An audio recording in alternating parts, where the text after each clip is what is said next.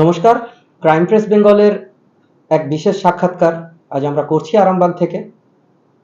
যে মানুষটি আমার পাশে বসে রয়েছেন তাকে আরামবাগ কেন, পাশাপাশির সকল মানুষই চেনেন। সারা পশ্চিমবঙ্গের বিভিন্ন অঞ্চলের মানুষ মানুষটির সাথে পরিচিত। আজ আমরা মাননীয় অশোক নন্দী মহাশয়ের কাছে এসে উপস্থিত হয়েছি। একাধারে উনি একজন সমাজসেবী, একজন ডাক্তার এবং সমাজের বিশিষ্ট একজন গুণী মানুষ।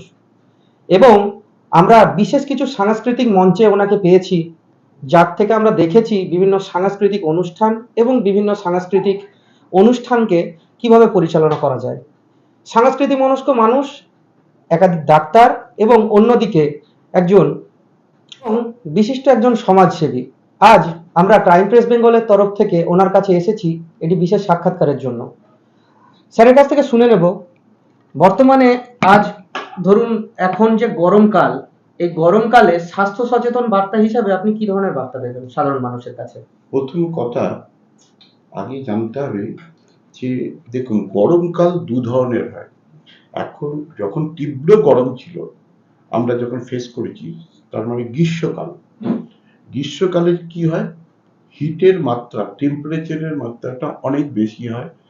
এখন যে গরমটা সেটা মেনলি কিন্তু আর্দ্রতাজনিত কারণে কষ্ট।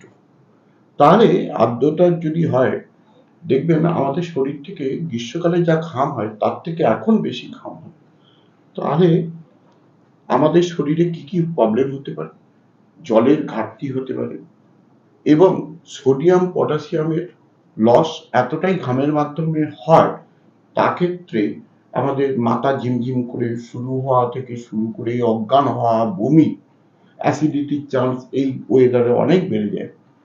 তাছাড়াও এই ওয়েদারে কি কি অন্যান্য রোগ হতে পারে, কমনের মধ্যে হচ্ছে ম্যালেরিয়া।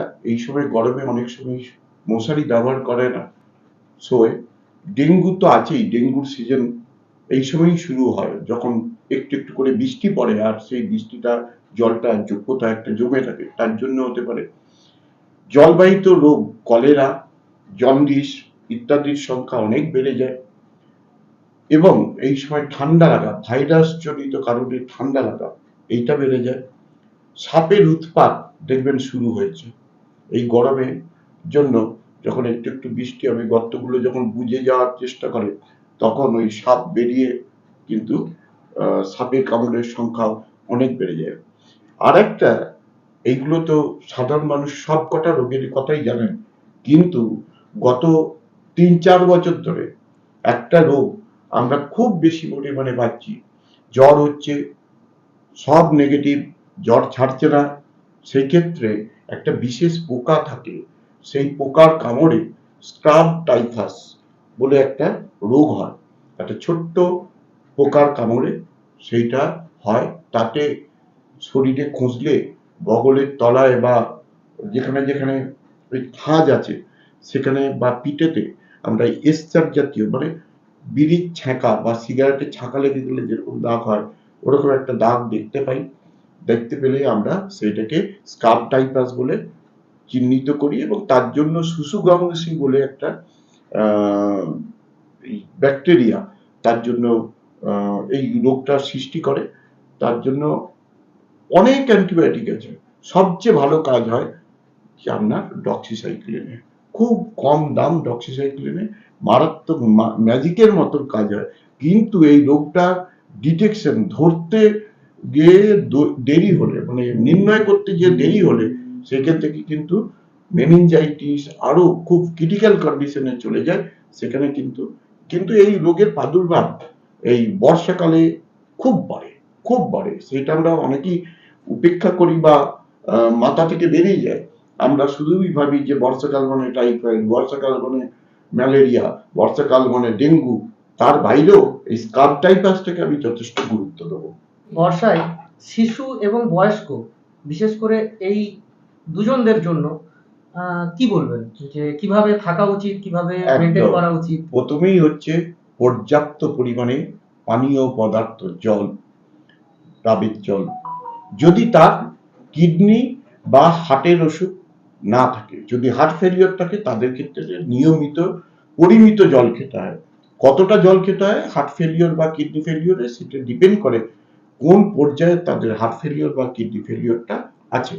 বাকি নর্মাল মানুষের ক্ষেত্রে 3.5 থেকে 4.5 লিটার 4 লিটার জল খেতে হবেই, না হলে কি হয় শরীরে জলের ঘাটতি হয়।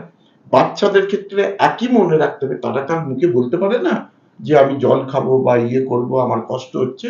তাদের ক্ষেত্রে দেখতে হবে তারা যেন ঠিকঠাক প্রস্রাবটা করছে কিনা নিয়মিত, আর তারা ইরিটেটেড হয়ে যাচ্ছে কিনা, মানে প্রচন্ড কান্না, এবং তার সাথে তাদের পেট খারাপ হচ্ছে কিনা, পেটে মোচড় লাগছে কিনা, সেটাও কিন্তু নজর রাখতে হয়।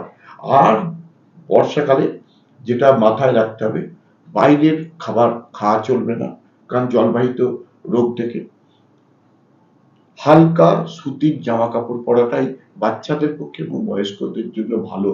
বিশেষ করে দুপুর 11টা থেকে বিকাল 3টে পর্যন্ত বাড়ির বাইরে না বেরোনোটাই ভালো। আর একটা, যেহেতু বর্ষাকাল নিয়ে বলছি, বজ্রপাত এর কথাটাও মাথায় রাখতে হবে। আমরা দেখি বজ্রপাত তো বলে কয়ে হয় না, বজ্রপাত যখন খুশি হয়, কিন্তু সেই ক্ষেত্রে সাবধানতা না নিলে অনেক আমরা খবরে দেখতে পাই একসাথে 3জন 4জন করে মানুষ কোনো একটা এলাকা থেকে একসাথে মারা যায়, সেটাও কিন্তু মাথায় রাখতে হবে। এতক্ষণ ছিলাম মাননীয় ডক্টর অশোক নন্দী মহাশয়ের কাছে। আপনারা ছোট্ট সাক্ষাৎকার শুনলেন ক্রাইম প্রেস বেঙ্গলের মাধ্যম দিয়ে। আপনারা সম্পূর্ণ সাক্ষাৎকারটি দেখুন এবং আপনারা বুঝবেন আমি প্রথমেই কেন বলেছিলাম একজন ডাক্তারবাবু শুধুমাত্র নন, উনি একজন বিশিষ্ট সমাজসেবী। এই সাক্ষাৎকারের মাধ্যমে আমরা তুলে ধরলাম সেই বক্তব্য।